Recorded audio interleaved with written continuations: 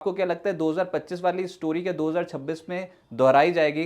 क्या 2026 के लिए आपको लगता है कि मार्केट्स बहुत स्ट्रांग परफॉर्मेंस नहीं दे सकती?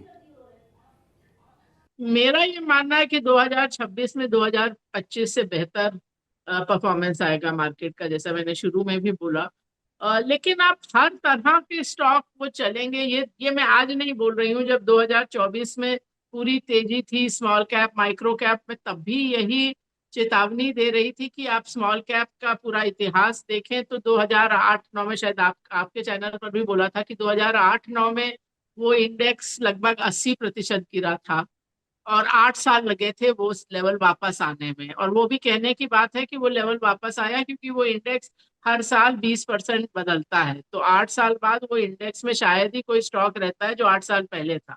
तो एक तो ये होता है ना कि ये जो छोटे स्टॉक्स की तेजी होती है, उसमें वो एक तेजी में जो स्टॉक चलते हैं, वो जरूरी नहीं कि अगली बार उस कैटेगरी में तेजी आए तो वही स्टॉक्स चले। तो इसलिए आपको थोड़ा सा जी कड़ा करना पड़ेगा।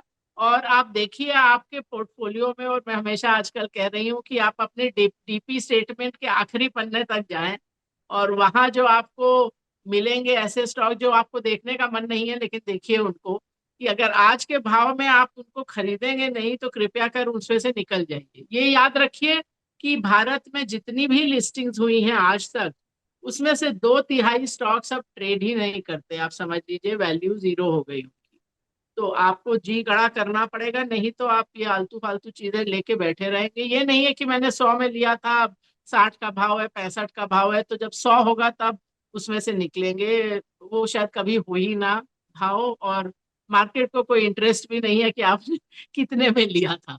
तो इसको हटाइए और आज के दिन में जहां आपको लगता है कि जो ठीक स्टॉक्स हैं वहां जाइए। और जब भी कोई स्टॉक्स खरीदते हैं, मैं बोलते हैं अपने पोर्टफोलियो के लिए आप जो सबसे अच्छी चीज कर सकते हैं कि जब खरीदारी करें तब अपने को कहें कि हो सकता है मैं गलती कर रही हूँ या कर रहा हूँ। क्योंकि ये मैं आपको बता दूं कि अच्छा खासा प्रतिशत हमेशा ही गलती का होगा। गलती इन द सेंस कि वो स्टॉक वो नहीं करेगा, वो शायद बिजनेस वो नहीं करेगा जो आपने सोचा था। तो अच्छे से अच्छा फंड मैनेजर या इन्वेस्टर किसी का भी 100% छोड़ के 80% का भी स्ट्राइक रेट नहीं होता है। तो इसलिए आप पहले से ही ये सोच के चलिए कि मैं जो स्टॉक्स ले रही हूँ उसमें कुछ नहीं काम करेंगे, और उसमें से निकल जाइए जैसे ही ये समझ में आता है।